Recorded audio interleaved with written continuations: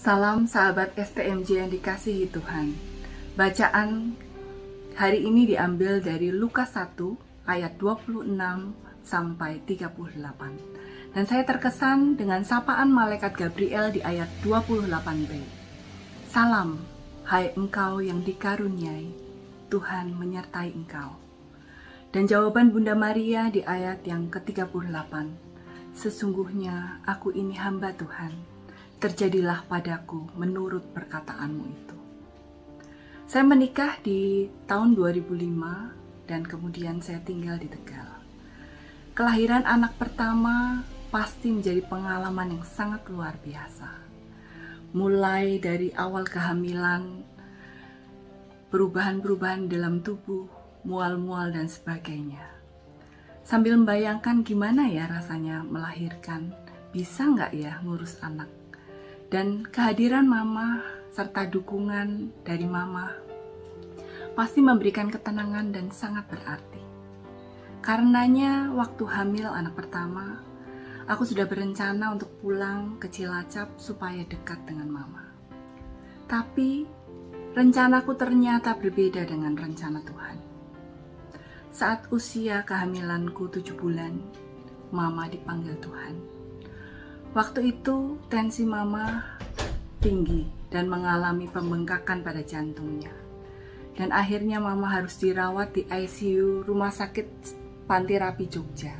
Dan kami bertujuh saudara bergantian jaga saat di ICU.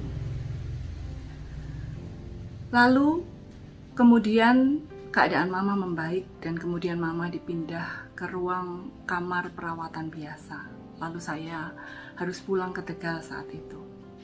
Tapi sungguh tidak disangka, justru keesokan paginya, mama mengalami serangan jantung dan meninggal saat itu.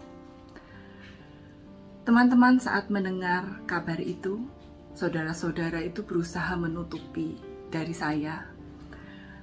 Gimana caranya supaya Siska itu bisa pulang ke Cilacap itu tanpa mendengar kabar itu dulu. Tapi akhirnya kabar itu sampai juga ke telinga saya. Dan pada saat mendengar kabar itu, saya nggak berhenti menangis. Rasanya gelo banget ya, karena sudah dipindah ke ruang kamar perawatan biasa, dipikirnya sudah baik-baik aja, tapi ternyata kok malah meninggal. Ditambah saya punya rencana bahwa nanti kelahiran anak pertama aku pengen ditungguin mama. Saya terus menangis dan nggak bisa terima telepon, bahkan baca SMS pun nangis lagi. Tapi dalam hati saya terus berdoa, Tuhan, bila ini yang Engkau kehendaki, ajar kami rela untuk melepaskan mama dan tidak saling menyalahkan. Lalu setelah pemakaman selesai, kami kembali ke Tegal. 2 hari sesudahnya, aku nggak bisa tidur. Rasanya tuh seperti sesak nafas. Lalu setelah cek dokter, beliau katakan aku itu kayak sakit asma. Padahal sebelumnya saya nggak punya riwayat sakit asma.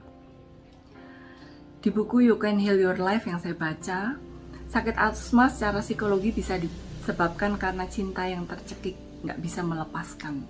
Maka saya terus berdoa pada Tuhan supaya saya bisa melepaskan mama.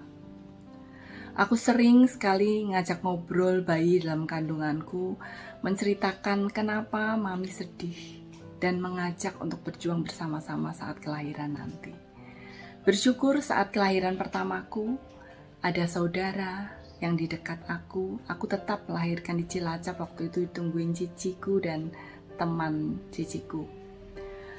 Dan teman-teman sepelayanan itu selalu siap sedia menolong, mengajariku gimana caranya jadi seorang ibu. Banyak hal yang kami alami dalam membesarkan dan mengasuh anak yang pertama.